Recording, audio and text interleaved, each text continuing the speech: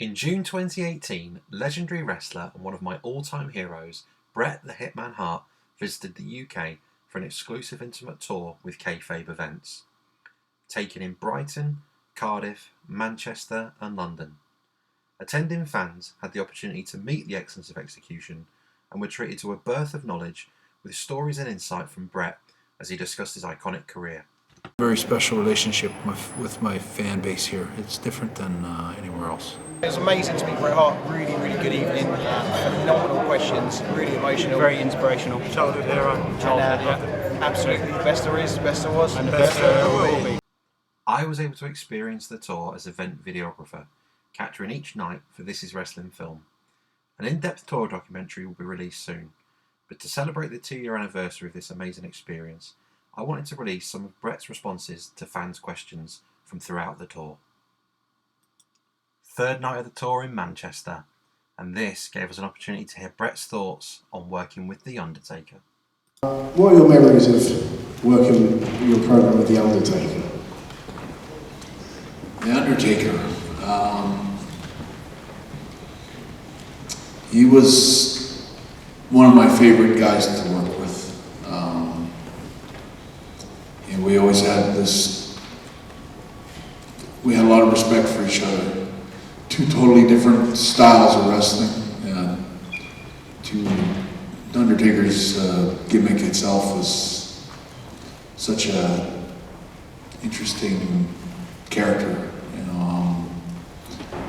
I had his very first match in WWE, and I had my own very last match. I consider it my last match in WWE was with The Undertaker in Bahrain or something like that. Those were my last real matches. I got the screw job with Shawn. People think that was my last match, but to me that wasn't really that wasn't a professional match. It was one of my matches where I went in where it was shady. Like it wasn't two guys. Wrestling's basically two guys working together to tell a story. And Montreal, the screw job was a case of guys it wasn't two guys working together. It was 4 or 5 guys scheming to screw one guy in a match. And so I don't rate it as a quality match. But Undertaker was, I only worked with him a handful of times. I worked with him in Madison Square Garden, I think, and maybe 1 or 2 other places. And other than the Survivor Series where he very first started, which was a very interesting debut for him. And my brother Dean had passed away, I think, the night before Survivor Series. And it was really kind of odd to go in the ring and wrestle The Undertaker, knowing that my brother had just passed. And, when Undertaker kind of exploded onto the scene, I was still kind of coming up the ladder, and it wasn't until probably about sometime in 92 or 93 maybe, maybe even 94, that I remember seeing on the booking sheets that I was wrestling The Undertaker, and I remember thinking, I'm going to wrestle Frankenstein. Like it wasn't really, Mark was kind of always like very robotic, like in his style, and he was doing all that dark side stuff, and it was great theater, but it wasn't, I was a technical wrestler, and I wasn't really looking forward to working with Mark so much. I mean, I liked him as a person a lot, but the match itself, I remember thinking it's going to be hard to mix the styles together. And then Mark came up to me and he goes, "I'm so happy that I'm wrestling." He goes, "I can finally get to show everybody that I can really wrestle, and that I can do moves and I can be technical." And I remember thinking like that would be a lot better for me if we could work like that than me working with Frankenstein and kind of being afraid that something spooky's going to happen to me. But anyway, we ended up working together, and I'll say now that Undertaker, Mark Calloway, was one of the finest, most professional, most safe just a pleasure to wrestle with every night. I know one of my favorite matches in my life was Undertaker SummerSlam. I always loved that match when I won the title from him. It was very, very powerful, very dramatic. And I was, my last great match that I ever had in WWE was the Birmingham, at the NEC when we wrestled the pay-per-view here in England. And that was another classic match. I remember we had the SummerSlam, and then it's like maybe a couple months later that we're wrestling in Birmingham. Kind of cold. We didn't wrestle each other that often. We didn't wrestle each other in every town, every night like some guys do.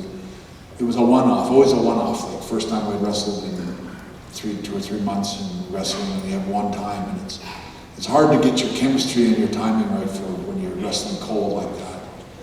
But I remember we got to Birmingham.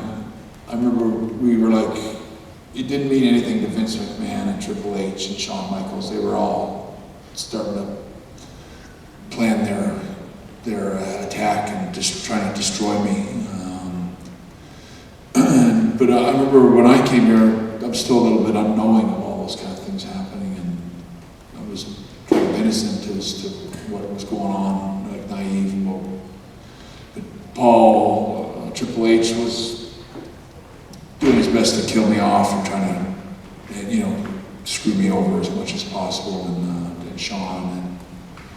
But Undertaker showed up, and I remember he was like, we both kind of knew that we were maybe at that time the 2 biggest names in British wrestling, or in WWE at the time. And I remember we got to Birmingham, and I remember I wasn't even on the poster. I wasn't on the video box when I came out. I don't know if they were going to try to screw me that night or something, or there was a reason about it. They didn't highlight us at all. I remember we showed up in Birmingham, and we were both kind of like, how come we're not even on the poster? Like, this is like maybe the greatest opportunity or biggest match in British wrestling of the 2 biggest, if I could say 2 icons, finally going to wrestle in Britain. I said and Undertaker was so over in Britain, and I had such a strong fan base here. It's like, this is a huge match. And I remember they're like, nobody cared. Like, the only one that cared about that match that night was Undertaker and me. And they didn't care what we did one way or the other. Like Shawn was doing something. I think Shawn was wrestling Davey Boy, and they were trying to screw him over too. But I remember we basically put that match together for the fans. And it's like, we're not on the poster, and they're trying to minimize our impact on this night. But we're going to give these people not just a repeat of what we did at SummerSlam, but we're going to give them a completely different match with a completely different ending, and we're going to give everybody the match that they want to see. We're going to try our best to give a 5-star match to this audience tonight in this country. And I always thought we did, and when I did my DVD package years ago, that first one that came out, I made them put that match on the DVD because basically it's a hidden gem that nobody sees anymore. Nobody talks so much about that Birmingham match, but it was an awesome match. I always loved working with Mark. I remember the day I left WWE, that it was kind of like passing the torch. I was always the leader in the dressing room, and the voice for a lot of other wrestlers.